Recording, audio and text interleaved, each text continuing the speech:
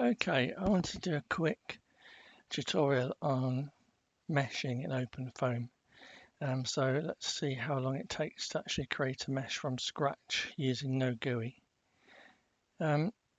So OpenFoam is installed here under WSL with Ubuntu, and I've created a file here that is just a hemisphere, and so I've chosen a hemisphere so that it's got some edges, hard edges, but I've created this in Paraview. So that's a file that I want to mesh. So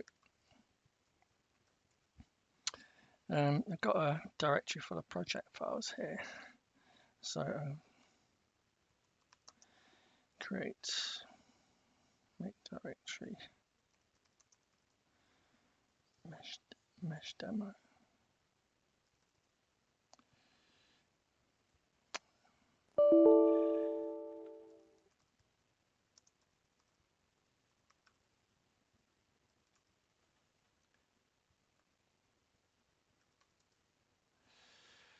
So we've got a directory mesh demo. Now, normally when I'm doing OpenFoam cases, I rarely do anything from scratch. I normally would copy a tutorial. So in this case, I'm going to copy something from tutorials.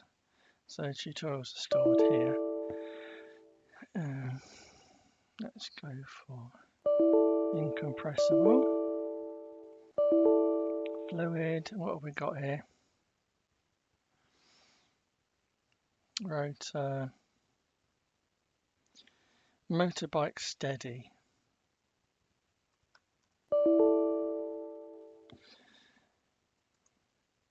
So I want to copy that. CP -R to project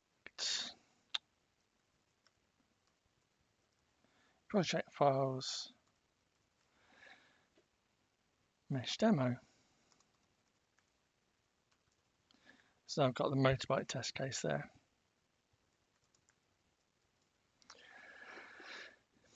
So we've got some files here in the 0 directory, so that's useful. We've got some files in constant.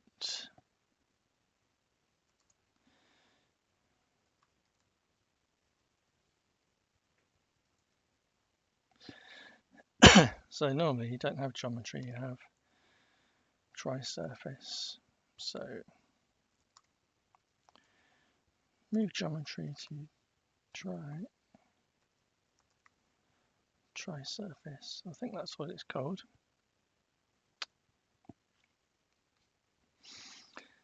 So I want to copy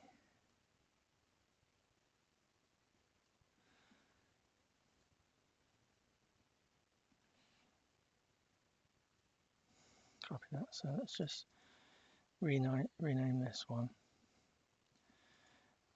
Move motorbike steady to hemisphere. So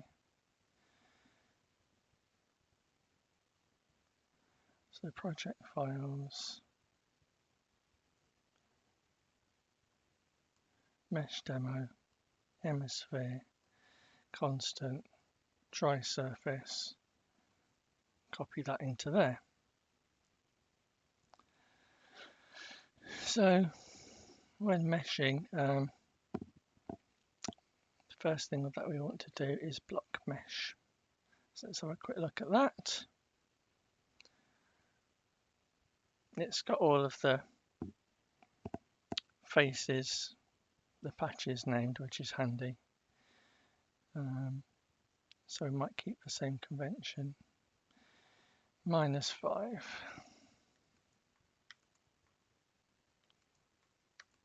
So changing the domain from -5 to 5. Say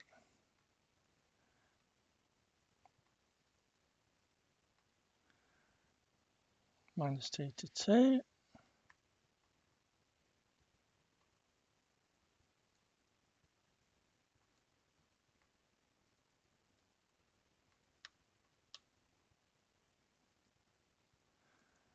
So just to make it readable.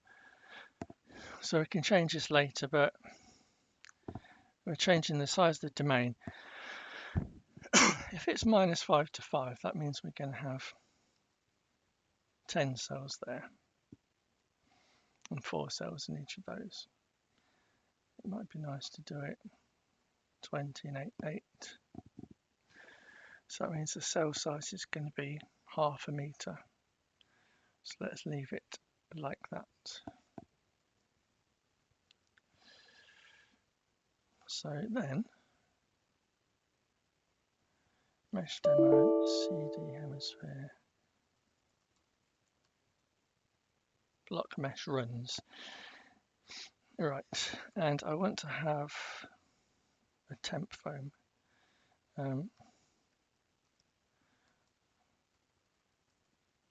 Touch temp.foam. So then I should be able to load that. Ubuntu project mesh demo hemisphere temp.foam. Oh, expected number string. Well, that's something to do with the boundary conditions, which we haven't sorted yet. Surface with edges. So surface with edges, get rid of that. So we've just got, that is our block mesh. Let's just open the hemisphere. Constant triSurface hemisphere. Oh, it's a good job we checked that. Hemisphere needs to be rotated. Filtered, transform. Rotate around the y-axis by 90 or -90. And we probably want to move that up a bit. -1.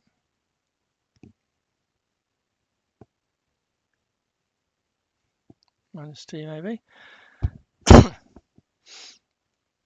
So there's our little hemisphere. Does it want to be any bigger? That's probably okay for the time being. But we transform that. So I'm just going to extract surface and save data. Save it on top of itself. Hemisphere. Replace binary. So if we just read that in again, that looks okay. So the next thing that we might be interested in is the before we do snappyHexMesh, we want surface features. Surface features. We've got a file surfaceFeaturesDict. Motorbike object. Well,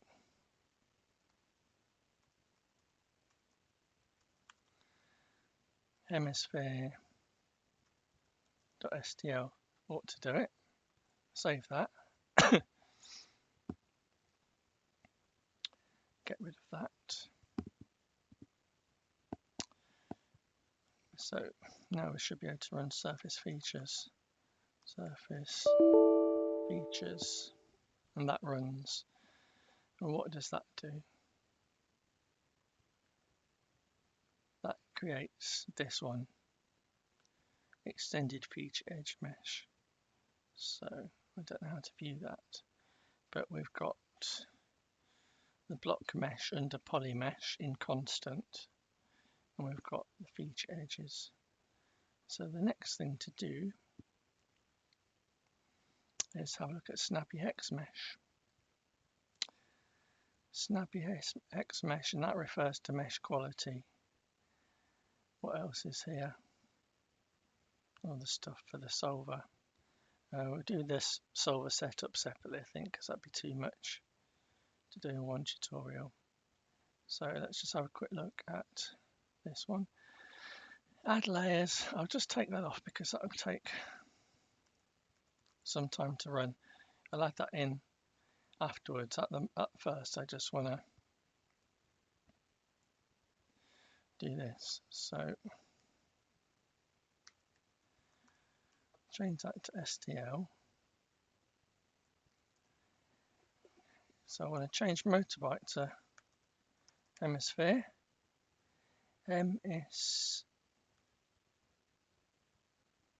Hemisphere. So anywhere where it says motorbike, it's going to change to hemisphere, hopefully. Motorbike group.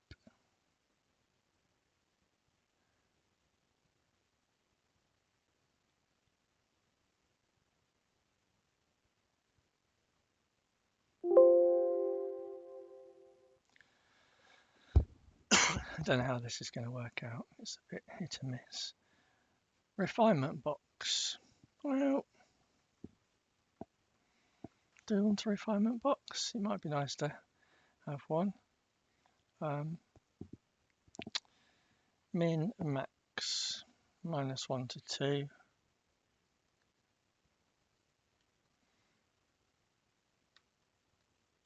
-1 to 1. -1 to 1.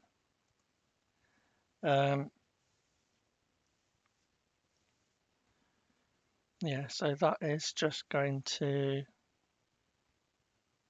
Normally I have a refinement box over the whole domain, so I might do that first. So -5 to 5, what is it? -2 to 2, -2 to 2. So we have a refinement box over the whole domain. Then we can change the background mesh to whatever we want it. Right here it says max local cells. Let's just increase that. We're going to need at least 1 million cells. Max global cells, what's that? That's 2 million. Min refinement, number of cells between levels, that's fine. Hemisphere E-mesh level 6. Refinement surfaces, 5 and 6 on hemisphere. Patch info, hemisphere group.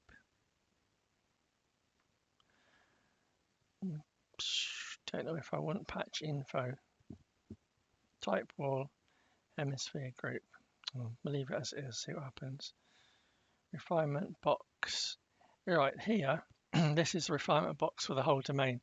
So even though we've set it in blockMesh, we might want to have something a bit finer. Well, we will. So let's put a level 2 there. Inside point. We don't want that inside the hemisphere. So we can say, we can just set that to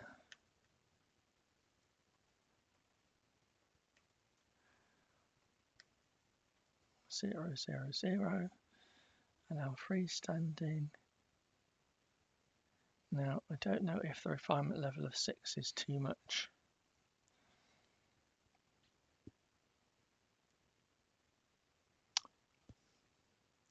For the first run, level 4, let's just search for occurrences of level. I've got level 4, levels everywhere.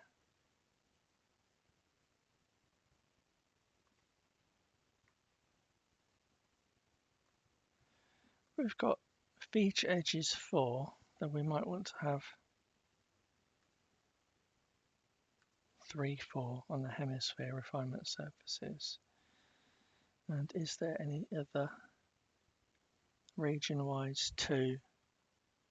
I think that will probably do for starters.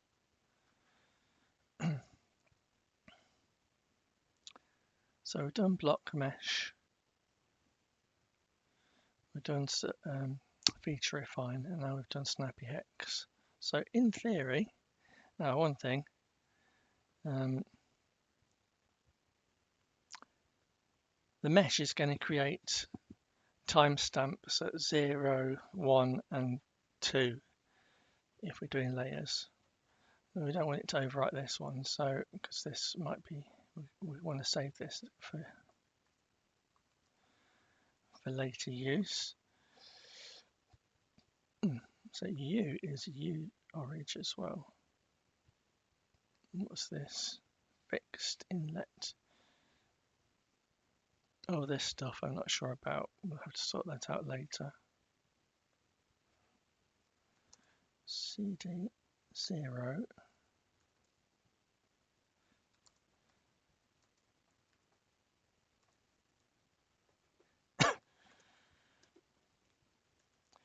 So now we've saved those settings in O orange. So now we can snappyHexMesh. We're going to run it in serial. Shouldn't take too long. So what have we done so far? We've created our geometry in Paraview. Well, I did that earlier using a sphere source, and then I clipped it, and then I did a Delaunay 3D over the clipped surface to give us a hemisphere. So we do the geometry, blockMesh,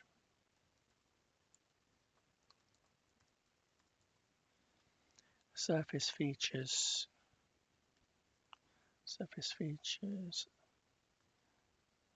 and snappyHexMesh. And we also create temp.foam.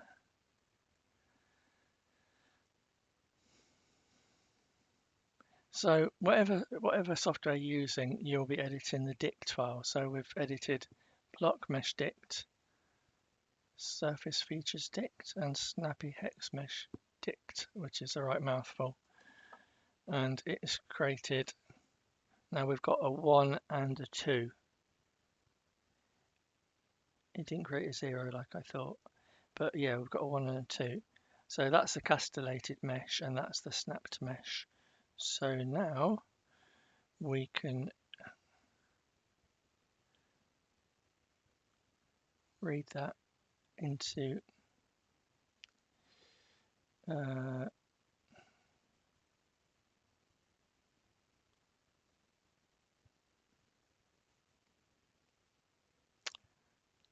why is it not showing the foam directory? That's weird. Temp.foam.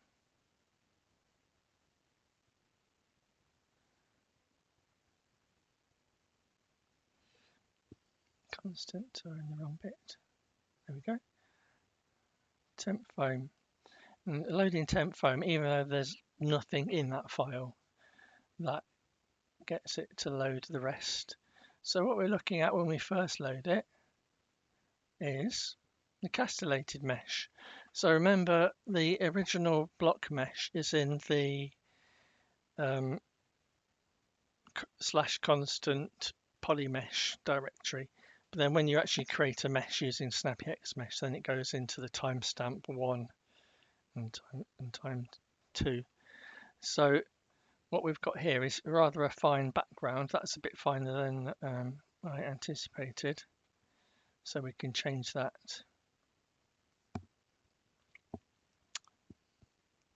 But let's take a cut through to see what we have got. Well, that looks good. We can see that it's not meshed inside the hemisphere. And we've got refinement. So we've got level 2. Let's just... Right, we've specified a level 2 in the background. We've got level 3 on the hemisphere surface, and we've got level 4 on the edges. And look what I've done. I put the hemisphere the wrong way around. That was a bit silly. So I need to go back and correct that to make it aerodynamic. So yeah, So this is time 1, and if we go forward to time 2, we can see our snapped surface, which looks very nice. That's pretty good, apart from the geometry being wrong way around. And so I can see all of my boundary conditions here. I can switch off the internal mesh and just switch on hemisphere, and then we can see that. So what I'll probably do next is turn the hemisphere around and put some layers on it, and then we'll be ready to start looking at the solver. So when I start looking at the solver, what I'm going to do is delete the 1 directory and change the 2 to 0, and then put the boundary condition files into there. But anyway, that's a very quick demo from scratch of creating a mesh in snappyHexMesh.